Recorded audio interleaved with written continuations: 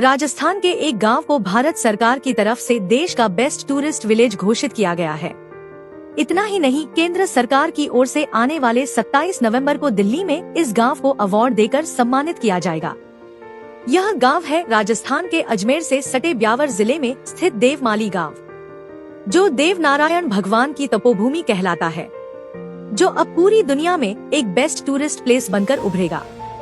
बता दें, पर्यटन क्षेत्र को बढ़ावा देने के लिए कलेक्टर उत्सव कौशल ने देवमाली पर केंद्रित रूरल टूरिज्म की एक डॉक्यूमेंट्री लॉन्च की थी। तत्कालीन उपखंड अधिकारी और वर्तमान में एडीए के उपायुक्त भरतराज गुर्जर के निर्देशन में बनाई गई इस डॉक्यूमेंट्री में देवमाली के वास्तविक ग्रामीण जनजीवन और वहां पर्यटन की संभावनाओं को दिखाया गया है। इस डॉक्यूमेंट्री का उद्देश्य लोगों को देवमाली गांव के वास्तविक स्वरूप, उसकी परंपरा, लोक जीवन और संस्कृति से रूबरू करवाना था, जिसके बाद गांव को एक नई पहचान दी गई। आखिर ऐसा क्या खास है इस गांव में, जिस वजह से इसे देश का बेस्ट टूरिस्ट विलेज बनाया गया?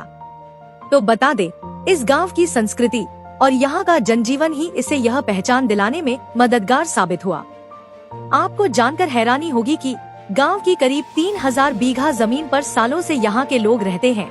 इसके बावजूद किसी के पास जमीन के मालिकाना हक से जुड़े कोई भी दस्तावेज नहीं है। गांव वालों के मुताबिक गांव की जमीन भगवान देवनारायण को समर्पित है, इसलिए इस जमीन के मालिक भी वही है। गांव के लोग भगवान देवनारायण के सच्चे भक्त हैं और अपने देवता को वचन दिया है कि गांव में कोई पक्का घर नहीं बनाएगा। इस गांव में हर घर मिट्टी का बना है, जिसकी छतें छप्पर की हैं। गांव में कोई भी मांसाहारी भोजन नहीं खाता और शराब भी नहीं पीता है। इसके अलावा इस गांव में केरोसिन और नीम की लकड़ी जलाने पर पूरी तरह से प्रतिबंध है। यह भी कहा गया है कि गांव के किसी भी घर में ताले नहीं हैं। कई दशकों से चोरी या डकैती का कोई मामला नहीं हुआ है। भगवान देवनारायण को समर्पित पहाड़ी की चोटी पर स्थित मंदिर बहुत लोकप्रिय स्थल है। रिपोर्ट के अनुसार हर साल लाखों पर्यटक मंदिर में आते हैं। स्थानीय किंवदंतियों के अनुसार कई साल पहले जब भगवान देवनारायण गांव में पहुंचे, तो उन्होंने स्थानीय समुदाय से रहने के लिए जगह मांगी। समुदाय ने उनके लिए एक स्थानीय घर बनाया।